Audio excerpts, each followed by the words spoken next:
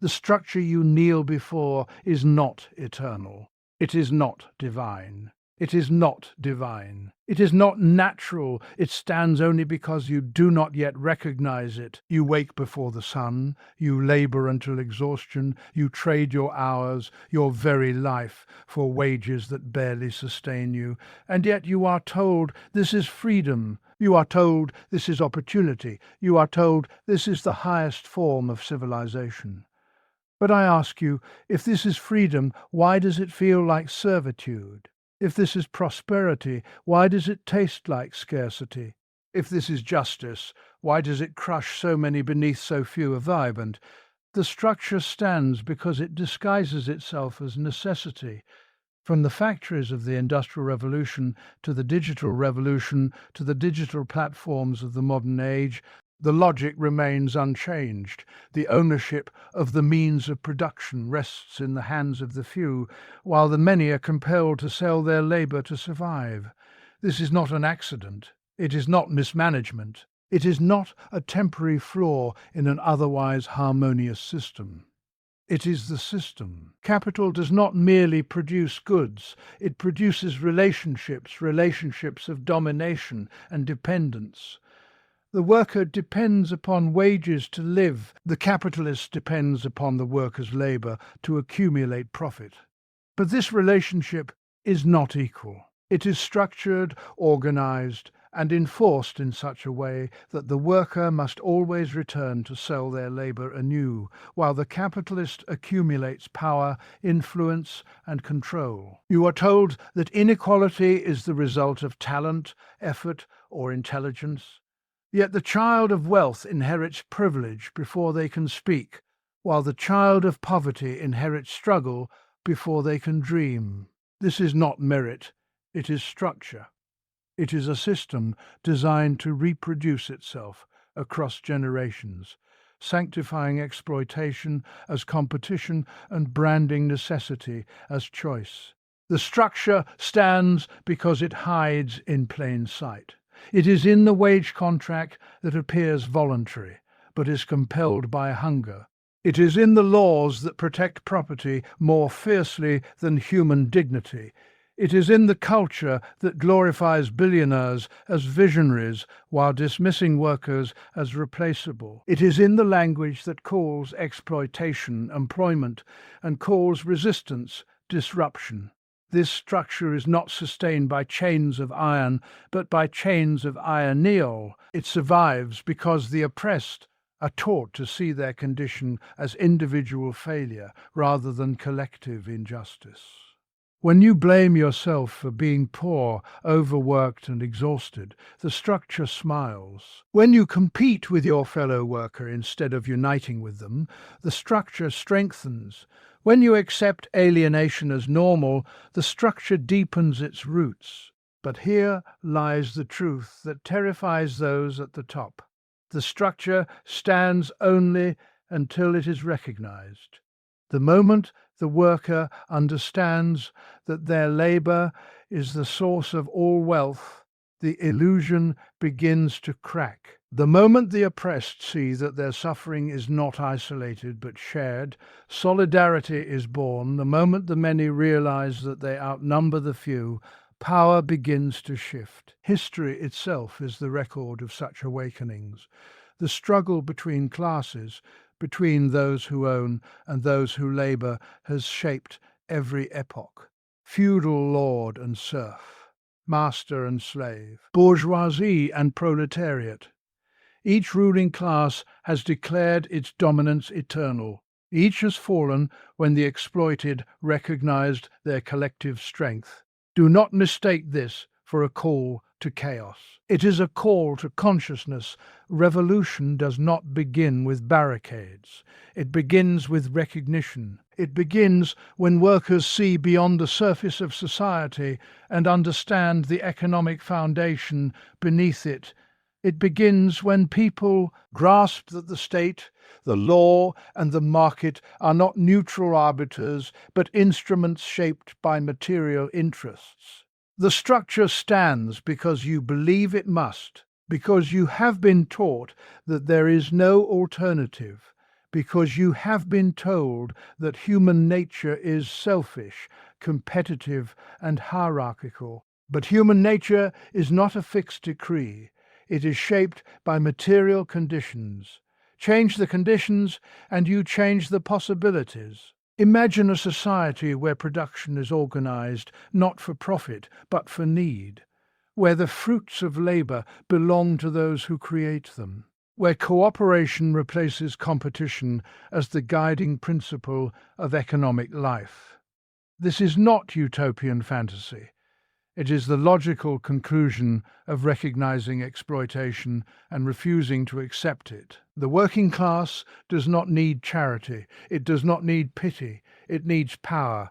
Power does not come from isolated outrage. It comes from organization, from unions that refuse to bow, from movements that refuse to fracture along lines of race, gender, nationality, or creed, from collective action that disrupts the machinery of exploitation and asserts a new social order. The ruling class fears nothing more than unity among the oppressed. They will divide you, they will distract you, they will persuade you that your neighbor is your enemy, but your true adversary is not the worker beside you.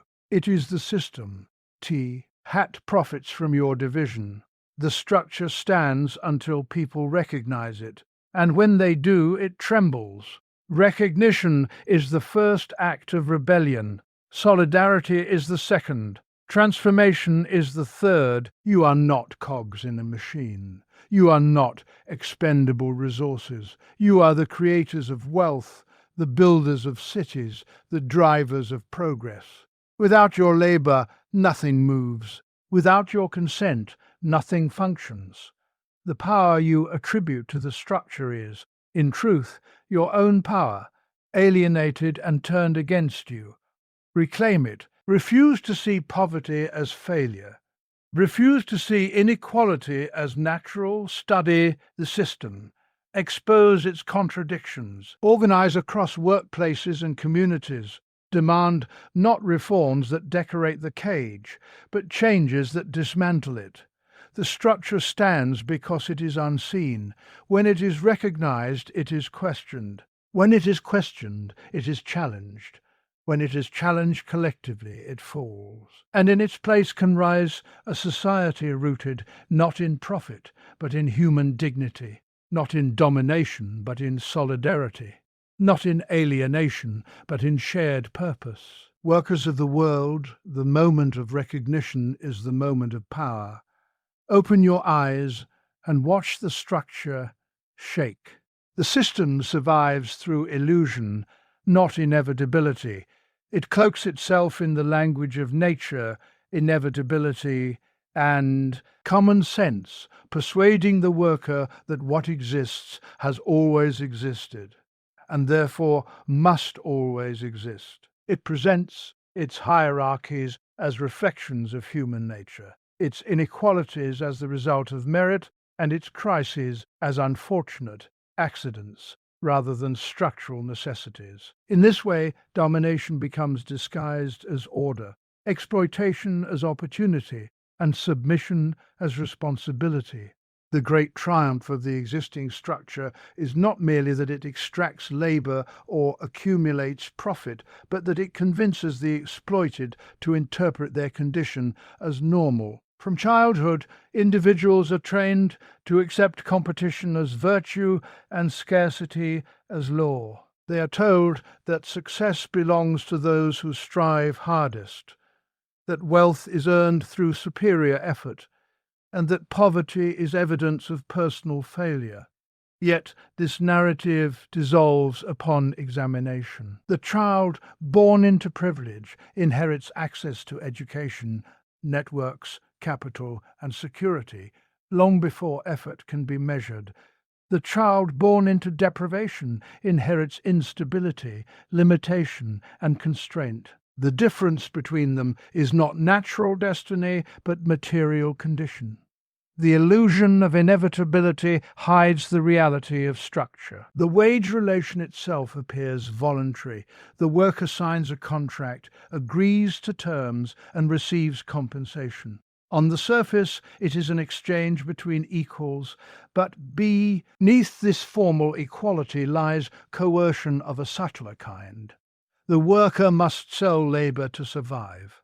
Without wages, there is hunger, eviction, and exclusion. The capitalist, by contrast, possesses accumulated capital and can wait, invest, and withhold. The necessity that compels the worker is absent for the owner. Thus, the free exchange is framed by unequal power. Yet, because this compulsion is economic rather than physical, it is interpreted as choice. Illusion transforms necessity into freedom. The marketplace, too, is portrayed as a neutral arena where supply and demand operate like forces of nature. Prices rise and fall, companies expand and collapse, workers are hired and dismissed, all under the banner of efficiency. But markets are not weather systems, they are human constructions embedded in law, policy, and power. Property rights, contract enforcement, corporate privileges. These are upheld by institutions that claim neutrality while protecting particular interests. When financial institutions fail, public resources are mobilized to rescue them. When workers fail, they are instructed to retrain, relocate, or accept decline. The asymmetry reveals design, not inevitability. Ideology performs the essential labor of sustaining this arrangement. Through media, education, and cultural narratives, the system reproduces its own justification. Billionaires are celebrated as innovators and visionaries, their wealth portrayed as proof of brilliance. Workers are depicted as replaceable units in a vast mechanism, valued only insofar as they contribute to productivity. The language of self-optimization and personal branding penetrates daily life, encouraging individuals to treat themselves as enterprises, competing in a relentless market. In such a world, solidarity appears irrational, even dangerous. The illusion persuades each worker to view others not as comrades, but as rivals. Crises further expose the fragility of the claim to inevitability. Economic downturns, unemployment surges, housing collapses, these events reveal contradictions at the heart of production for profit. Goods remain unsold not because needs are satisfied, but because purchasing power is insufficient. Homes stand empty while families sleep without shelter. Food is destroyed while hunger persists. These are not natural disasters, but outcomes of a system that prioritizes exchange value over human need. Yet even in crisis, the narrative of inevitability persists. Recessions are blamed on abstract cycles, on excessive regulation, on insufficient discipline among workers, rarely on the fundamental logic of accumulation itself. The structure depends upon fragmentation. Workers divided by race, nationality, gender, and culture are less likely to recognize their shared condition. Differences that could enrich collective life are manipulated to foster suspicion and resentment. The illusion tells one segment of the working class that its hardship is caused by another segment, deflecting attention from those who benefit most from division. In this fragmentation, the system secures stability. Unity threatens it because unity dispels illusion. Recognition is therefore a material force. When workers perceive that their exhaustion is not personal weakness but structural demand, shame gives way to clarity. When they see that profits arise from surplus labor extracted from their collective effort, resignation begins to erode. When they understand that laws and institutions are shaped by class interests, the aura of neutrality fades. The structure trembles not because it has become weaker in substance, but because its ideological shield has cracked. No social order in history has endured indefinitely. Feudal hierarchies once appeared ordained, monarchies once seemed unassailable, slavery once justified itself through elaborate doctrines of necessity. Each relied upon illusion as much as force. When consciousness shifted, when the oppressed recognized their exploitation as contingent rather than eternal, the foundation of inevitability dissolved. What had been proclaimed natural was revealed as constructed. What had been defended as permanent was exposed as temporary.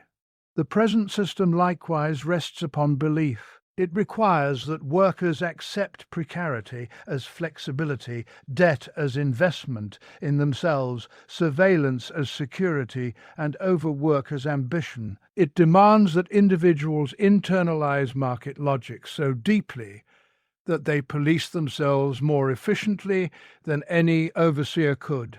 In doing, Biadable Caesar could. In doing, Giso, it transforms ideology into habit and habit into common sense. The most effective domination is that which does not appear as domination at all, but as the normal order of things, sustained not by visible chains but by invisible convictions, embedded in everyday life, reproduced through institutions, celebrated in culture, and defended as the only realistic arrangement imaginable within the boundaries of modern civilization. Labour creates all wealth, yet workers remain dispossessed. This is the central contradiction of the modern economic order. Those whose hands build the cities, harvest the fields, assemble the machines, code the software, transport the goods, and sustain the services are the very ones denied control over what they produce. Wealth does not descend from the heavens, nor does it emerge spontaneously from capital itself. Capital is accumulated labour, stored and mobilized for further accumulation. Without living labour to set it in motion, machines rust, factories fall silent, and financial instruments become mere paper. Yet the worker, whose effort animates the entire system, stands at the periphery of ownership, separated from the fruits of collective creation. The worker enters the marketplace with only one commodity to sell: labour power. This capacity to work, to think, to create, becomes an item of exchange. In return, the worker receives wages, compensation sufficient in most cases only to sustain life and ensure the ability to return to work the next day. But during the working day, the labourer produces value exceeding the cost of those wages. The difference between what the worker is paid and the value the worker generates becomes surplus, appropriated by the owner of the means of production. This surplus is the source of profit, interest, and rent. It is the invisible extraction that underlies visible prosperity. The dispossession of the worker is not accidental, it is structured. Workers do not own the factories they operate, the land they cultivate, the technology they develop, or the infrastructure they maintain. These belong to a class whose defining characteristic is ownership rather than labor. Because ownership confers control, decisions about production, what is produced, how it is produced, and for whom are determined not by social need but by profitability. The worker's creativity and energy are subordinated to imperatives external to human well-being. In this arrangement, labour becomes alienated. Alienation manifests in multiple dimensions. The worker is alienated from the product of labour, which stands apart as the property of another. The worker is alienated from the process of labour, which becomes repetitive, fragmented, and dictated by managerial authority. The worker is alienated from fellow workers west, are transformed into competitors for limited wages and positions. Finally, the worker is alienated from human potential itself, reduced to a function within a system that values efficiency over fulfillment. Wealth grows, yet the worker's sense of agency diminishes. The spectacle of abundance conceals this reality. Skyscrapers rise, stock markets surge, technological marvels proliferate, and yet housing remains unaffordable, healthcare inaccessible, education burdensome, and employment precarious for millions. The paradox is stark. Society possesses the productive capacity to meet universal needs. Yet access to that capacity is mediated by private ownership and profit calculation. Food may be plentiful, but without purchasing power, hunger persists. Homes may stand empty, but without capital, shelter remains unattainable. The worker who contributes to abundance experiences scarcity. This dispossession extends beyond material goods. It penetrates political life. Economic power translates into political influence, shaping legislation, regulation, and public policy. When corporate interests finance campaigns and lobby institutions, the priorities of capital often eclipse the needs of labor. Thus, the worker is doubly dispossessed. Economically, through extraction of surplus value, and politically, through marginalization in decision-making processes. Democracy becomes formal her than substantive, offering participation without control over the material conditions that structure life. The ideology of merit attempts to justify this arrangement. It suggests that those who accumulate wealth have earned it through superior talent or risk-taking, while those who remain wage-dependent lack initiative. But this narrative ignores the collective foundation of all production. No entrepreneur operates in isolation from workers, infrastructure, education systems, and social cooperation. Every innovation builds upon accumulated knowledge generated by countless minds. To attribute the totality of wealth to individual genius is to erase the social character of labor. Globalization intensifies the contradiction.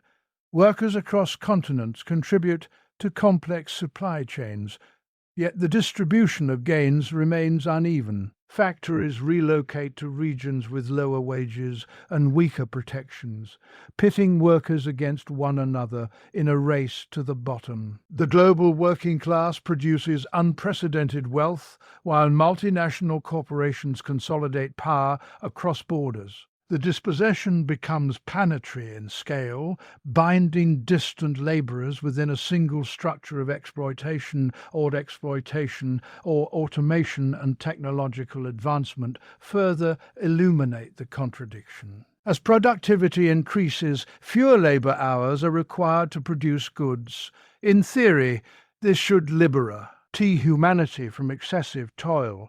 In practice, it often leads to layoffs, intensified workloads for remaining employees, and concentration of profits among owners of technology. The capacity to reduce work becomes a mechanism for increasing control and deepening inequality. The worker's contribution to innovation does not translate into collective benefit, but into heightened dispossession. Yet the very fact that labor creates all wealth contains within it a latent power. If workers collectively withdrew their labor, production would cease. If they organized to demand ownership, participation, and equitable distribution, the structure would confront its dependence on those it marginalizes. The recognition of this dependence is transformative. It reframes the worker not as a passive recipient of wages, but as the active source of value. Dispossession persists because it is normalized. Generations grow accustomed to exchanging life for survival, to measuring worth by income, to accepting insecurity as inevitable. But beneath this normalization lies the fundamental truth that wealth originates in human activity. Every building, every machine, every network of exchange embodies the labor of countless individuals. To separate workers from ownership of what they collectively create is to institutionalize inequality at its core. The system thrives on this separation, reproducing it thrives. Oh, contracts, laws, and customs that render exploitation ordinary and accumulation admirable, ensuring that those who generate society's abundance remain distanced from its control, compelled to sell their labor anew within an order that depends entirely upon their creative power, while denying them the authority to determine its direction. Class consciousness is the beginning of liberation. It is the moment when the worker ceases to interpret hardship as personal misfortune and begins to see it as a shared condition rooted in material structures. It is the awakening from isolation into awareness, from resignation into awareness. From resignation is experienced as an individual burden. It can be endured in silence. But when it is understood as a collective reality, it becomes a political question. In that transformation of understanding lies the seed of emancipation. Under capitalism, the worker is encouraged to see life through the lens of competition. Each person is urged to outperform others, to climb above peers, to secure advantage in a marketplace of labor. Wages, promotions, and security appear scarce, distributed according to merit and effort. This perspective fragments the working class into isolated units, each struggling alone within a system that benefits from division. The exhaustion of one worker is concealed from another. The frustration of many is interpreted as a series of private failures. Without class consciousness, inequality appears as destiny rather than design. Class consciousness disrupts this illusion. It reveals that the pressures felt in one workplace echo across industries and nations. The long hours, stagnant wages, rising costs of living, precarious contracts, and managerial control are not random misfortunes, but structural features of an economic order built upon profit extraction. When workers begin to speak to one another about their conditions, when they compare experiences and recognize patterns, the facade of individual blame weakens. The commonality of struggle becomes visible. What was once endured privately becomes understood publicly. This awareness extends beyond immediate grievances. It penetrates the economic foundation of society. Workers come to recognize that their labor is the source of value, that the wealth accumulated at the top depends upon surplus extracted from their collective effort. They see that ownership of the means of production confers power not only over resources, but over lives. The factory owner determines wages and conditions. The landlord determines access to shelter. The corporation influences legislation. Class consciousness clarifies that these are not neutral arrangements, but expressions of a hierarchy embedded in property relations. Liberation begins not with abstract ideals, but with material understanding. To comprehend one's position within the relations of production is to perceive both limitation and potential. The limitation lies in dispossession. Workers do not control what they produce, nor the conditions under which they produce it. The potential lies in collective strength. Without labor, production halts. The realization that society's functioning depends upon the coordinated effort of workers reframes the narrative of power. Authority appears less invincible when its dependence is exposed. Ideology works tirelessly to prevent this awakening. Through media, education, and cultural norms, the system promotes identification with the aspirations of the ruling class. Workers are encouraged to imagine themselves as future entrepreneurs, investors, or executives rather than as members of a collective with shared interests. The myth of upward mobility suggests that solidarity is unnecessary, that personal advancement is the solution to systemic constraint. Class consciousness challenges this narrative by grounding identity not in aspiration, but in material reality. The development of class consciousness is neither automatic nor instantaneous. It emerges through struggle, workplace conflicts, strikes, social movements, and political debates become arenas in which workers test their understanding against lived experience. Each confrontation with exploitation sharpens awareness. When management resists demands for fair wages despite record profits, the contradiction becomes visible. When governments prioritize corporate interests over public welfare, neutrality is exposed as partiality. Through these encounters, consciousness evolves from instinctive resentment to structured analysis. Solidarity flows from this analysis. Once workers perceive their interconnected position within the system, cooperation replaces competition. The success of one is no longer seen as a threat to another, but as part of a shared endeavor to transform conditions. Collective bargaining, union organization, and coordinated action become expressions of class awareness. These practices do more than secure incremental gains. They cultivate a sense of shared power.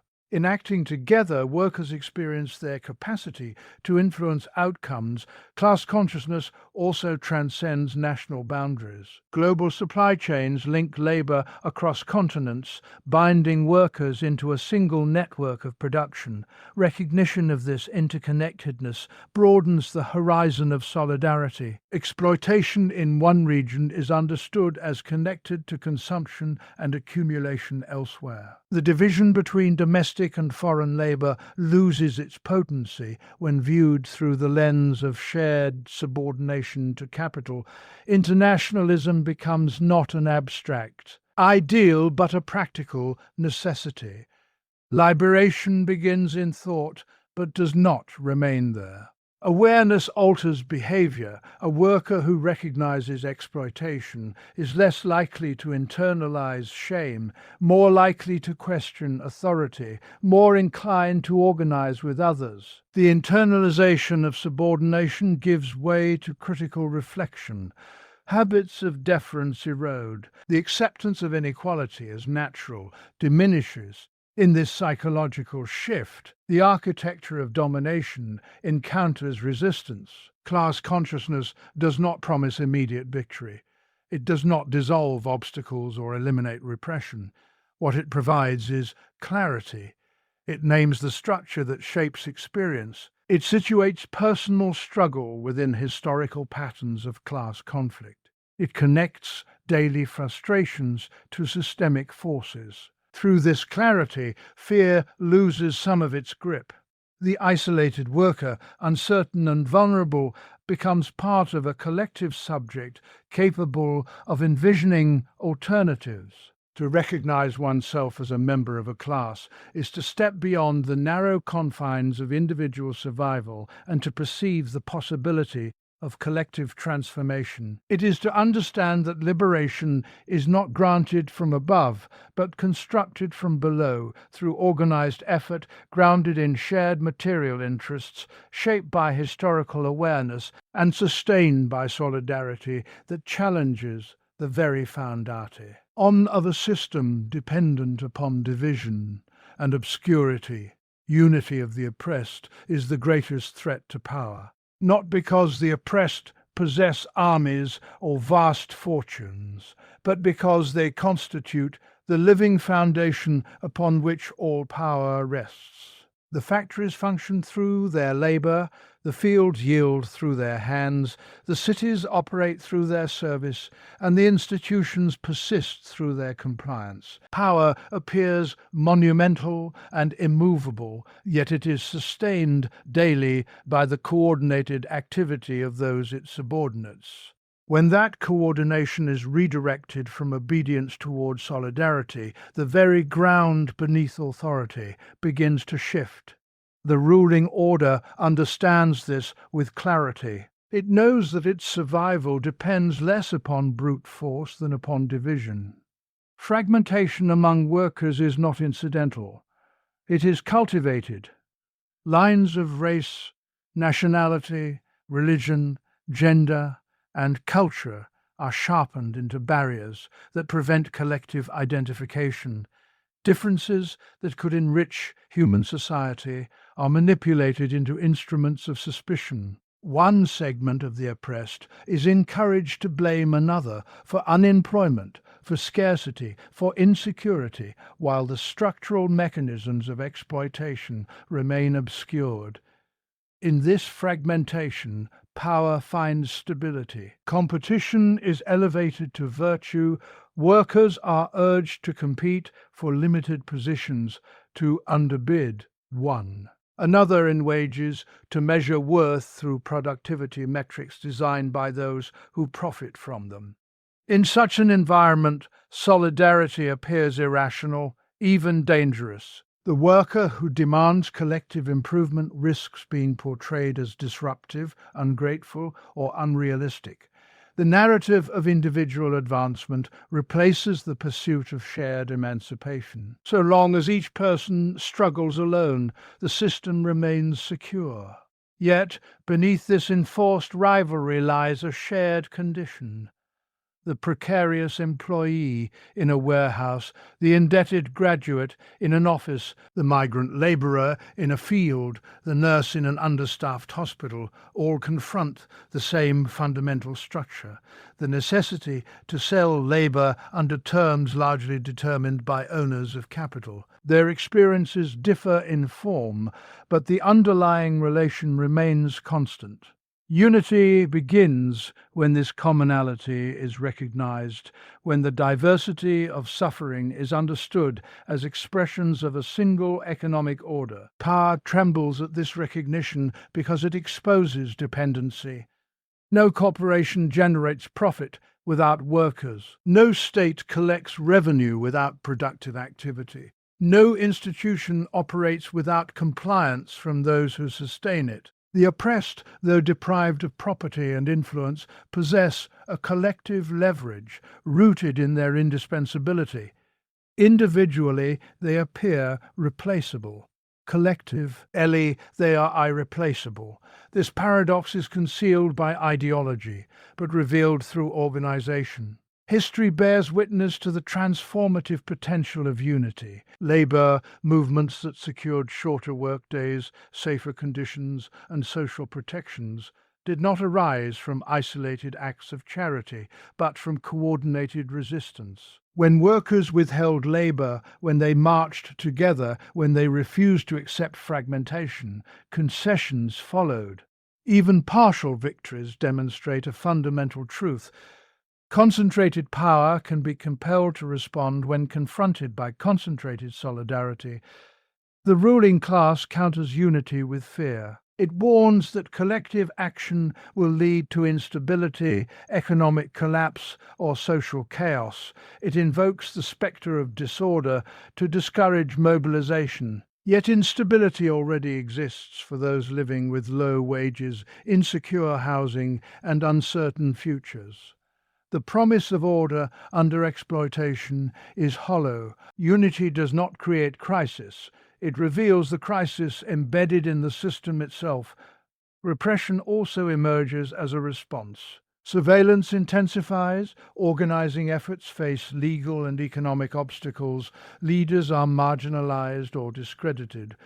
These measures testify to the perceived threat. If unity were harmless, it would not provoke resistance from those at the top. The energy expended to prevent collective organization reflects a war. Unless that solidarity undermines the isolation upon which domination depends. Unity among the oppressed does not require uniformity of thought or identity. It requires recognition of shared material interests. Differences persist, debates continue, strategies vary, yet the central understanding remains. Liberation cannot be achieved in fragments. Gains for one group are fragile if others remain subordinated. Division weakens all. When workers across industries coordinate demands, when marginalized communities link struggles against economic and social injustice, when local movements connect with global ones, the architecture of power encounters a force. proportionate to its own scale. Solidarity transforms consciousness. The isolated individual, burdened by private anxiety, discovers strength in collective presence. Fear diminishes when faced together. The realization that others share similar grievances replaces shame with clarity. Organization channels this clarity into structured action, strikes, boycotts, campaigns, assemblies. These are not spontaneous eruptions, but deliberate expressions of shared will. Through them, the oppressed begin to exercise agency rather than merely endure circumstance. The greatest threat to power lies not in sporadic outrage, but in sustained unity. Outrage can be absorbed, redirected, or suppressed. Unity, when rooted in common interest and attained through institutions of collective decision-making, reshapes the balance of forces. It challenges not only specific policies, but the underlying distribution of control. It asserts that those who create wealth and sustain society are entitled to determine its direction. Authority thrives when the oppressed doubt one another more than they doubt the system. It falters when trust grows among those it seeks to divide. The moment workers see each other as allies rather than adversaries, as participants in a shared struggle rather than competitors for scarce rewards, the ideological scaffolding of domination weakens. Power, accustomed to fragmented resistance, confronts an organized subject capable of articulating demands, withholding cooperation, and envisioning alternatives grounded in collective ownership and democratic control, sustained by mutual recognition that transforms dispersed grievances into a unified force capable of confronting concentrated authority on its own terrain. Recognition of exploitation is the first act of revolution. Before barricades are raised or institutions transformed, there must be clarity. The oppressed must see their condition not as misfortune, not as fate, not as personal inadequacy, but as the outcome of structured relations embedded in the economic foundation of society. Exploitation thrives in obscurity. It depends upon confusion, on the internalization of blame, on the belief that suffering is either natural or deserved. The moment this veil is lifted, obedience begins to erode. Exploitation under capitalism is subtle in form, yet immense in consequence. It does not always manifest as visible coercion. The worker signs a contract, receives wages, and appears free. But beneath this formal equality lies an asymmetry of power rooted in ownership. The means of production, factories, offices, technology, land, are controlled by a minority. Those without such ownership must sell their labor power to survive. During the working day, they produce value greater than the compensation they receive. This surplus is appropriated by the owner, accumulated as profit, reinvested to generate further surplus. The process is continuous, normalized, and often invisible to those who sustain it. Recognition begins when the worker questions the apparent fairness of this exchange. Why does productivity rise while wages stagnate? Why does wealth concentrate at the top while insecurity spreads below? Why do economic crises recur despite technological advancement? These questions pierce the facade of inevitability. They direct attention toward the structure of relations rather than isolated events. In asking them, the worker steps beyond resignation. Ideology seeks to prevent this step.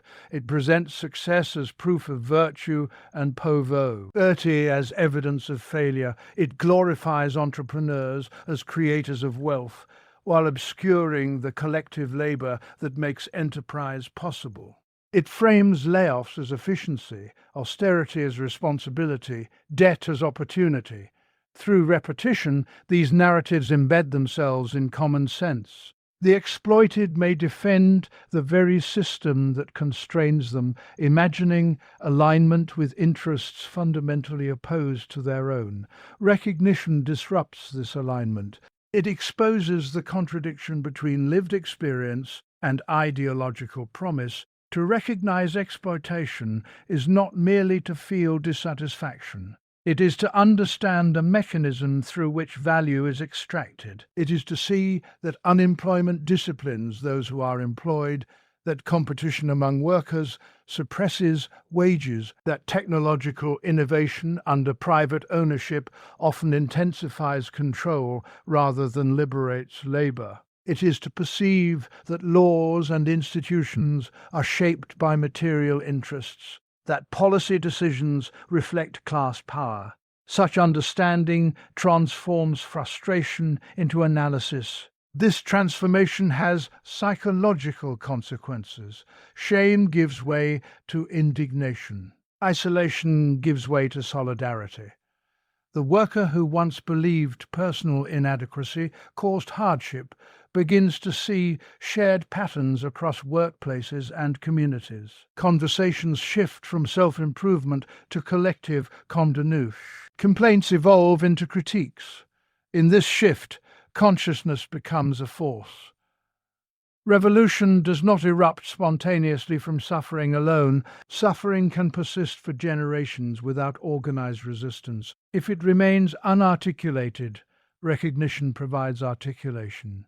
Recognition provides articulation. It names exploitation, situates it within historical development, and reveals its contingency. What exists was constructed. What was constructed can be altered. This realization undermines the aura of permanence surrounding existing arrangements. Historical transformations have followed similar awakenings. Feudal obligations once appeared ordained, colonial domination justified by doctrines of superiority, industrial exploitation defended as progress. In each case, resistance gained momentum when the oppressed recognized that their subordination was neither natural nor necessary. Recognition preceded organization. It preceded demands.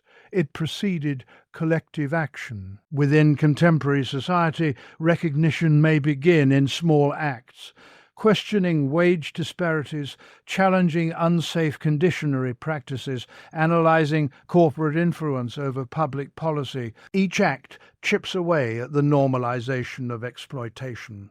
Education, dialogue, and shared experience amplify this process. When workers study economic relations, when they trace profits to surplus labor, when they connect local grievances to global systems, awareness deepens. Recognition alone does not dismantle structures, but without it, dismantling cannot begin. A system unchallenged is a system unchallenged. Exploitation exposed becomes morally and politically indefensible. It invites alternatives. It encourages experimentation with cooperative ownership, democratic management, and social planning oriented toward need rather than profit. These possibilities remain abstract until exploitation is seen clearly. The first act of revolution, therefore, occurs within consciousness. It is a refusal to accept appearances as reality. It is an insistence on tracing visible inequality to invisible structures. It is the courage to name extraction where others see exchange, to identify coercion where others see choice, to perceive class where others see isolated individuals. This intellectual rupture prepares the ground for material change. Once exploitation is recognized, neutrality becomes impossible. One cannot unknow the asymmetry between those who labor and those who accumulate. One cannot ignore the dependency of concentrated wealth upon dispersed effort. Recognition demands response. It presses toward organization, toward solidarity, toward confrontation with entrenched interests. The awakening mind seeks alignment with others who share the same clarity. Revolution begins not with the clash of arms, but with the unveiling of truth. It begins when the worker sees through the narratives that justify inequality and perceives the structural extraction beneath everyday transactions.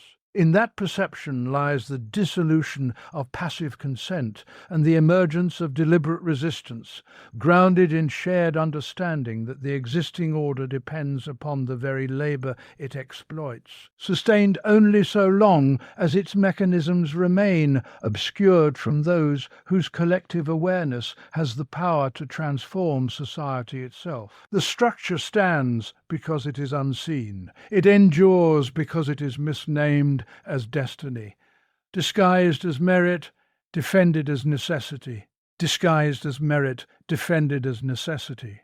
But once recognized, once analyzed, once exposed for what it truly is, a system sustained by the labor of the many for the profit of the few, it loses its sacred aura. What was presented as eternal reveals itself as historical.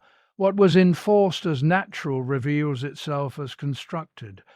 Labor creates the wealth of the world. Class consciousness reveals who truly holds power. Unity transforms scattered suffering into organized strength. Recognition of exploitation shatters illusion and prepares the ground for action. These are not abstract theories. They are the unfolding logic of history itself.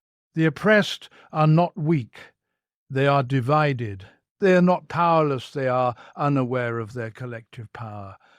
The ruling order depends not only on economic control, but on intellectual submission. When submission turns into understanding and understanding turns into solidarity, the balance shifts. The machinery of exploitation falters when those who operate it withdraw their consent. Revolution, then, is not chaos. It is clarity made active. It is the organized refusal to accept a system that thrives on inequality. It is the deliberate reconstruction of society upon foundations of shared ownership, democratic control, and human dignity. It is the transformation of labor from a commodity into a collective expression of human creativity. The structure stands only until people recognize it. And when they do, it will not merely tremble, it will be remade by the very hands that once sustained it.